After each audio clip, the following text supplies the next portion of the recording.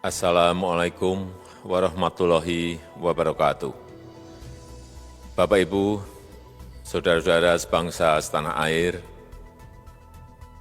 pagi tadi saya telah memimpin rapat terbatas secara virtual tentang Undang-Undang Cipta Kerja bersama jajaran pemerintah dan para gubernur. Dalam undang-undang tersebut terdapat 11 klaster yang secara umum bertujuan untuk melakukan reformasi struktural dan mempercepat transformasi ekonomi. Adapun klaster tersebut adalah urusan penyederhanaan perizinan, urusan persyaratan investasi, urusan ketenagakerjaan, urusan pengadaan lahan, urusan kemudahan berusaha, urusan dukungan riset dan inovasi, urusan administrasi pemerintahan, urusan pengenaan sanksi, urusan kemudahan pemberdayaan dan perlindungan UMKM, urusan investasi dan proyek pemerintah, serta urusan kawasan ekonomi.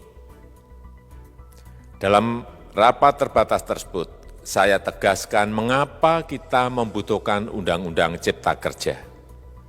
Pertama, setiap tahun ada sekitar 2,9 juta penduduk usia kerja baru, anak muda yang masuk ke pasar kerja, sehingga kebutuhan atas lapangan kerja baru sangat-sangat mendesak. Apalagi di tengah pandemi, terdapat kurang lebih 6,9 juta pengangguran dan 3,5 juta pekerja terdampak pandemi COVID-19. Dan sebanyak 87% dari total penduduk bekerja memiliki tingkat pendidikan setingkat SMA ke bawah, di mana 39% berpendidikan sekolah dasar. Sehingga perlu mendorong penciptaan lapangan kerja baru, khususnya di sektor padat karya. Jadi, Undang-Undang Cipta Kerja bertujuan untuk menyediakan lapangan kerja sebanyak-banyaknya bagi para pencari kerja serta para pengangguran. Kedua, dengan Undang-Undang Cipta Kerja akan memudahkan masyarakat, khususnya usaha mikro kecil, untuk membuka usaha baru. Regulasi yang tumpang tindih dan prosedur yang rumit dipangkas. Perizinan usaha untuk usaha mikro kecil (UMK) tidak diperlukan lagi, hanya pendaftaran saja. Sangat simpel. Pembentukan PT atau perseroan terbatas juga dipermudah. Tidak ada lagi pembatasan modal minimum. Pembentukan koperasi juga dipermudah. Jumlahnya hanya 9 orang saja. Koperasi sudah bisa dibentuk. Kita harapkan akan semakin banyak koperasi-koperasi di tanah air. UMK, usaha mikro kecil yang bergerak di sektor makanan dan minuman. Sertifikasi halalnya dibiayai pemerintah, artinya gratis. Izin kapal nelayan penangkap ikan misalnya, hanya ke unit kerja Kementerian KKP saja. Kalau sebelumnya harus mengajukan ke Kementerian KKP, Kementerian Perhubungan, dan instansi-instansi yang lain. Sekarang ini cukup dari unit di Kementerian KKP saja. Ketiga, Undang-Undang Cipta Kerja ini akan mendukung upaya pencegahan dan pemberantasan korupsi. Ini jelas karena dengan menyederhanakan, dengan memotong, dengan mengintegrasikan ke dalam sistem perizinan secara elektronik, maka pungutan liar, pungli dapat dihilangkan. Namun, saya melihat adanya unjuk rasa penolakan Undang-Undang Cipta Kerja yang pada dasarnya dilatar belakangi oleh disinformasi mengenai substansi dari undang-undang ini dan hoax di media sosial. Saya ambil contoh, ada informasi yang menyebut tentang penghapusan UMP, upah minimum provinsi, UMK, upah minimum kota kabupaten, UMSP, upah minimum sektoral provinsi. Hal ini tidak benar, karena faktanya upah minimum regional, UMR, tetap ada. Ada juga yang menyebutkan bahwa upah minimum dihitung per jam. Ini juga tidak benar. Tidak ada perubahan dengan sistem yang sekarang. Upah bisa dihitung berdasarkan waktu dan berdasarkan hasil. Kemudian adanya kabar yang menyebutkan bahwa semua cuti sakit, cuti kawinan, cuti khitanan, cuti baptis, cuti kematian, cuti melahirkan, dihapuskan. Dan tidak ada kompensasinya. Saya tegaskan juga ini tidak benar. Hak cuti tetap ada dan dijamin. Kemudian apakah perusahaan bisa mem-PHK kapanpun secara sepihak? Ini juga tidak benar. Yang benar, perusahaan tidak bisa mem-PHK secara sepihak.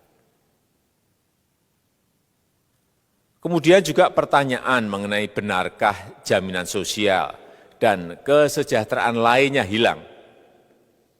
Yang benar, jaminan sosial tetap ada. Yang juga sering diberitakan tidak benar adalah mengenai dihapusnya AMDAL, analisis mengenai dampak lingkungan.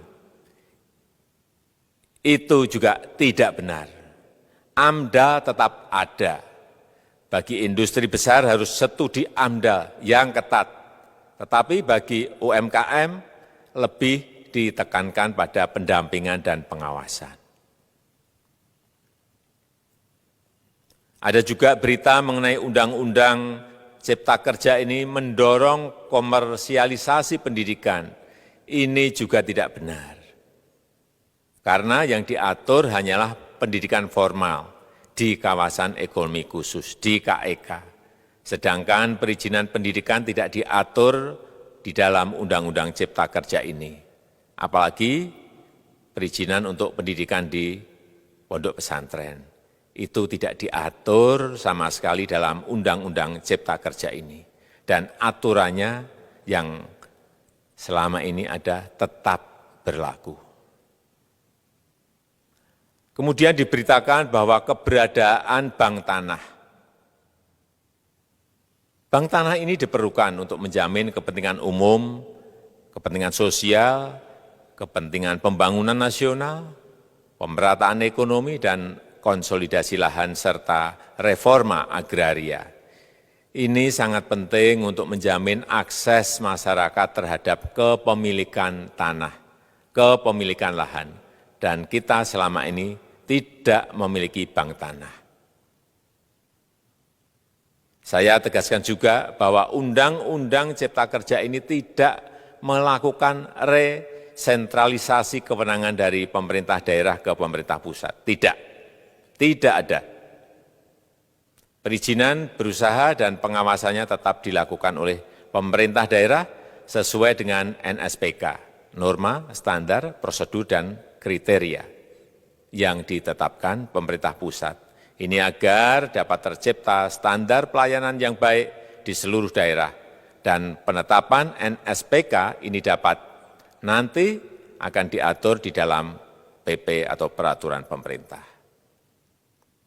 Selain itu, kewenangan perizinan untuk non-perizinan berusaha tetap ada di Pemda, sehingga tidak ada perubahan. Bahkan kita melakukan penyederhanaan, melakukan standarisasi jenis dan prosedur berusaha di daerah. Dan perizinan berusaha di daerah diberikan batas waktu. Ini yang penting di sini. Jadi ada service level of agreement. Permohonan perizinan dianggap disetujui bila batas waktu telah terlewati.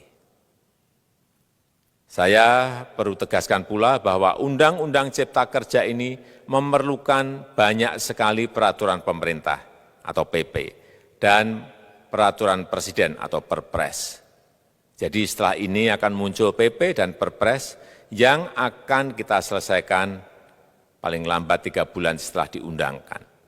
Kita pemerintah membuka dan mengundang masukan-masukan dari masyarakat dan masih terbuka usulan-usulan dan masukan dari daerah-daerah. Pemerintah berkeyakinan melalui Undang-Undang Cipta Kerja ini jutaan pekerja dapat memperbaiki kehidupannya dan juga penghidupan bagi keluarga mereka. Dan kalau masih ada, jika masih ada ketidakpuasan terhadap Undang-Undang Cipta Kerja ini, silahkan mengajukan uji materi atau judicial review melalui MK, Mahkamah Konstitusi. Sistem ketatanegaraan kita memang mengatakan seperti itu. Jadi, kalau masih ada yang tidak puas dan menolak, silahkan diajukan uji materi ke MK. Saya rasa itu yang bisa saya sampaikan pada kesempatan yang baik ini. Terima kasih. Wassalamualaikum warahmatullahi wabarakatuh.